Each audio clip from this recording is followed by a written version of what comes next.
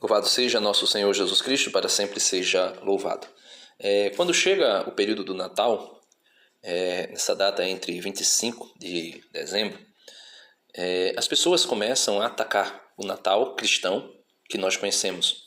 O Natal que a Igreja Una, Santa, Católica, Apostólica celebra. Não estou falando do Natal das luzes, o Natal que enfeita e decora as cidades e as casas.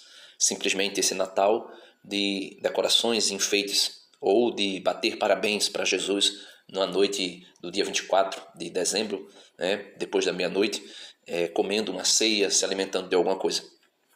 Mas quando aparece o período do Natal, o tempo do Natal, segundo o tempo litúrgico da igreja, nós estamos agora no primeiro domingo, na primeira semana do Advento, e logo depois da quarta semana do Advento se comemora o Natal, se inicia o tempo do Natal na igreja.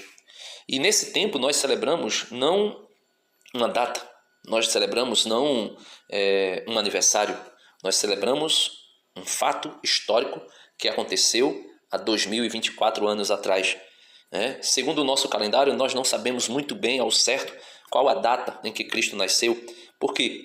Porque se tem aí durante a história, entende-se que existe um erro de cronologia, de tempo, e que Jesus teria, na verdade, nascido não no ano zero da era cristã que nós conhecemos, mas 4 ou 6 anos antes de Cristo, porque a data teria sido aí teria sido feito um cálculo errado. Mas isso é o que menos importa. Nós não celebramos uma data, nós celebramos uma festa. E uma festa em que sentido? Uma festa de celebrar um fato histórico. Primeiro capítulo de São João, versículo 14. O Verbo se fez carne e habitou entre nós. E nós vimos a sua glória, glória que ele tinha junto do Pai. Ou Isaías capítulo 7, versículo 14. Eis que o próprio Senhor vos dará um sinal. Uma virgem conceberá e dará à luz a um varão, a um filho, a quem porás o nome de Emanuel, que quer dizer Deus está no meio de vós. Ou Gálatas 4, versículo 4, na plenitude dos tempos, Deus enviou o seu filho, nascido de uma mulher, sujeito à lei, para resgatar todo aquele que estava debaixo da lei. E se tornou maldição por isso, como diz a carta de São Paulo aos Gálatas, no capítulo 3, versículo 13. Ele se fez maldição, porque está escrito, maldito é todo aquele que é suspenso no madeiro, para nos libertar da maldição da lei. Esse é o fato que nós celebramos, seja 25 de dezembro ou seja qualquer outra data, até mesmo porque o tempo litúrgico da igreja não anda lado a lado com o tempo, com o calendário civil. O calendário da igreja não anda lado a lado com o calendário civil, não anda lado a lado. Então o tempo da igreja é distinto do tempo civil, do calendário civil. Até mesmo porque nós, católicos, já estamos vivendo um ano novo, que começou domingo passado agora. Já estamos celebrando, vivendo um ano novo. Por isso tem aí a reflexão do Evangelho de domingo aqui no canal, eu já coloco lá, Feliz Ano Novo. Por quê? Já estamos num tempo litúrgico, no ano C, no ano C do tempo litúrgico. Então é distinto.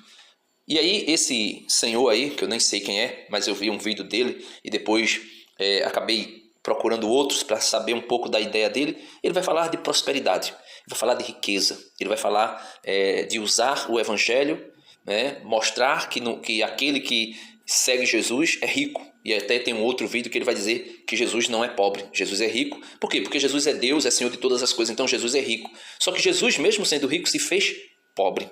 Esvaziou-se da sua riqueza, mesmo sendo Deus, não usurpou do direito de ser como Deus, mas se humilhou. Humilhou-se de uma maneira tal a ponto de ser morto numa cruz. Então, teologia da prosperidade. E tem outro vídeo dele aí que eu vejo ele fazendo a cura na perna de uma jovenzinha. Não estou aqui para dizer que, como disseram os fariseus com Jesus, que é Beelzebul, que ele faz milagre por Beelzebul. Não estou querendo dizer isso. Só que é muito suspeito. É muito suspeito essas pessoas que vão fazer cura e antes de fazer a cura, os telefones, as câmeras para filmar já estão ligadas, já estão preparadas. É muito suspeito isso. Deus age quando quer, na hora que quer e quando quer. Mas, infelizmente, até o homem começa a filmar uma cura. Já sabe que vai ser curado, já sabe que vai curar. Não é bem assim que a Escritura revela as curas de Jesus, os milagres que os apóstolos fizeram. Mas vamos lá, vamos ouvir o que ele diz. Daqui a pouco eu pauso de novo o vídeo e vou falar desses textos que eu coloquei aí na tela, né? Os líderes para poder agradar a sua família, para agradar seus filhos, para agradar as pessoas. Não há problema não, o dia 25 de dezembro vamos comemorar o nascimento de... Então veja, ele está dizendo que para agradar os líderes religiosos, para agradar a família, não tem problema, vamos comemorar o Natal no dia 25 de dezembro. Vamos ver o que é que ele vai dizer aí sobre o Natal. Cristo não nasceu em dezembro. Quando eu comemoro o Natal, desde uma perspectiva... Ele está dizendo que Cristo não nasceu em dezembro. Então, não quero aqui ser cético, mas queria que ele pudesse provar biblicamente, como eles pedem que tudo esteja na Bíblia, qual foi o dia que Jesus nasceu. Não existe, né? Aí ele está dizendo que quando se comemora o Natal no dia 25 de dezembro, veja o que acontece. Cristã que não é verdadeira, é falsa, eu estou prestando um culto para uma entidade chamada Tammuz, que é o... Veja, ele está dizendo que celebrar o Natal numa perspectiva cristã que não é verdadeira, ou seja, a perspectiva da Igreja Católica, né, com as suas 24 igrejas que formam a Igreja Católica, é errada.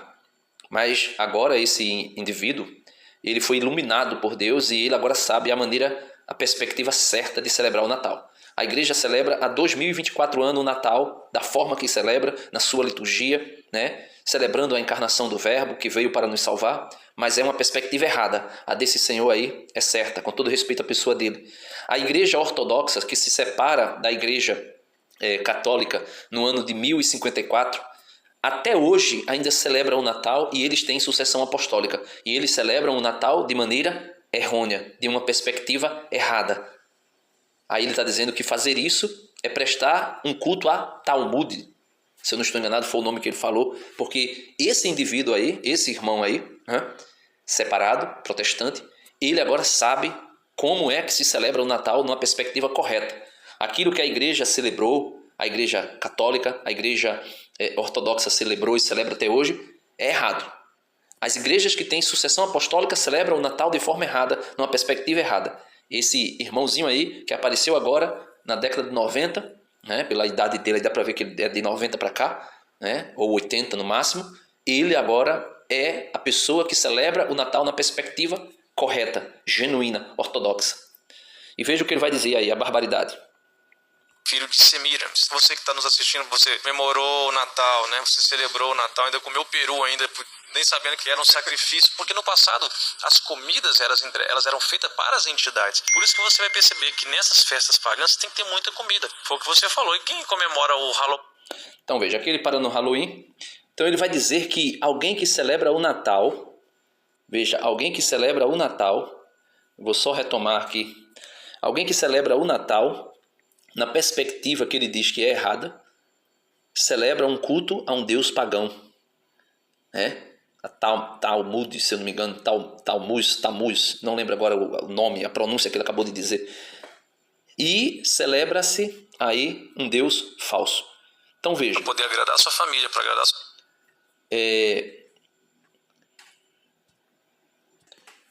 Então, meus amados irmãos, nós temos aí alguém que vai dizer que as pessoas estão cometendo um pecado de idolatria, comendo animais ou carne sacrificada a ídolos. Veja, Atos dos Apóstolos 7,60, Santo Estevão, quando estava sendo morto, vai dizer: e pondo-se de joelhos, clamou com grande voz: Senhor, não lhes imputes este pecado, e tendo dito isto, adormeceu. Então, Santo Estevão está dizendo que aquelas pessoas, como o próprio Jesus vai dizer, Pai, perdoa-lhes, porque eles não sabem o que fazem. Santo Estevão, também sendo apedrejado e morto, vai pedir perdão por aquelas pessoas porque elas não sabem o que estão fazendo. Claro que elas sabiam que estavam matando uma pessoa, que na mente dela, na cabeça delas, era uma pessoa que estava anunciando um Deus falso. Na mente dela, mas elas não tinham a verdadeira ciência. Não conheciam a verdade. E por não conhecer a verdade, Santo Estevão pede que não seja imputado, ou seja, que não seja colocado culpa sobre eles por conta daquele pecado que eles cometiam de matar Estevão. 2 Coríntios, capítulo 5, versículo 19, vai dizer assim: isto é, Deus estava em Cristo reconciliando consigo o mundo, não lhe imputando os seus pecados, e pôs em nós a palavra da reconciliação. Então, Cristo, Deus Pai estava em Cristo, reconciliando com ele o mundo e não imputava pecado sobre o mundo, porque o mundo não conhecia a verdade. Somente depois que alguém conhece a verdade, pode ser imputado sobre ele o pecado. Se de fato as pessoas que celebram o Natal e comem peru estivessem de verdade sacrificando a ídolo, coisa que não é. Não é isso. Não é isso.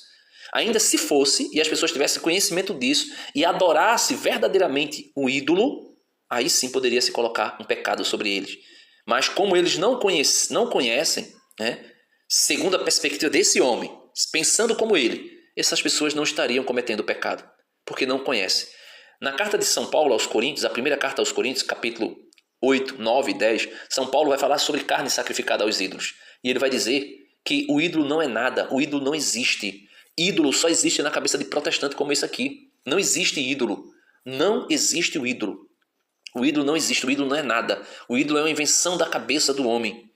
E São Paulo mostra isso muito claro. E ele vai dizer, se nós sacrificarmos ao ídolo, se alguém sacrifica ao ídolo e oferece aquele sacrifício para você, leia aí 1 Coríntios 8, 9 e 10. Se alguém oferece uma carne sacrificada ao ídolo para você, São Paulo vai dizer, se você comer, nada você lucrará. Se você não comer, nada você perderá. Aí ele vai dizer, comendo ou não comendo, você é livre, você não perde nada nem ganha nada.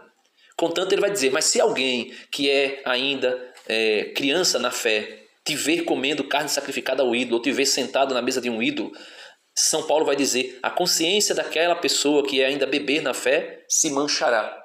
E aí sim estará o teu pecado. Não porque tu comestes, mas porque aquela pessoa se escandalizou com a comida. E ele vai dizer, por isso eu deixarei de comer carne sacrificada aos ídolos para sempre. São Paulo vai dizer. Aí ele também escrevendo, acho que é a Tito, vai dizer assim, para os santos, para os puros, tudo é puro. Mas para o impuro, nada é puro. Nem a sua mente, nem o seu coração. Jesus vai dizer que nada que entra na minha boca me torna impuro. Mateus capítulo 15. Mas é o que sai da minha boca que torna alguém impuro. Essas blasfêmias, essas bobagens que esse homem está dizendo, é isso que o torna impuro, é isso que o torna pecador diante de Deus. E não comer algo que foi sacrificado, ou que foi oferecido, ou qualquer outra coisa que seja.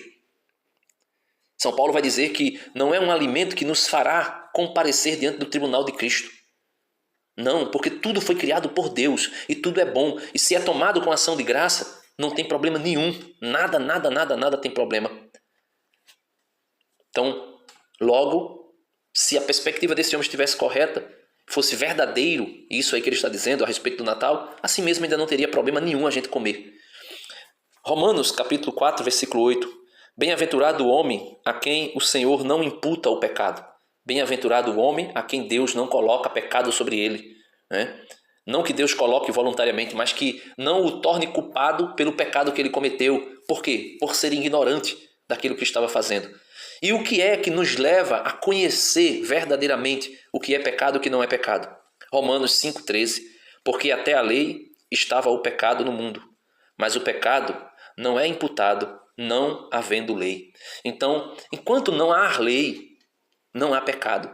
E mesmo que haja lei, se você conhece o que é a lei, você não peca. São Paulo, escrevendo aos Romanos, ainda capítulo 13, versículo 10, vai dizer que o amor é o cumprimento perfeito da lei. Quem ama verdadeiramente Deus em primeiro lugar e o próximo como Jesus nos amou, não peca. Então, logo nós podemos ver, meu irmão, que isso aí é uma falácia. É uma falácia. É simplesmente para atacar a igreja, para atacar aquilo que nós celebramos, que é nosso Senhor Jesus Cristo.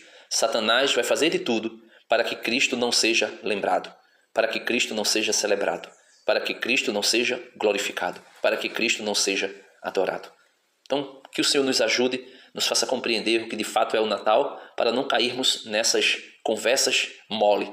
Nem celebrar o Natal numa perspectiva protestante, que para querer se separar desse Natal na perspectiva social, acaba indo para outro extremo. E sim celebrar verdadeiramente o Natal, como a igreja sempre celebrou ao longo da história.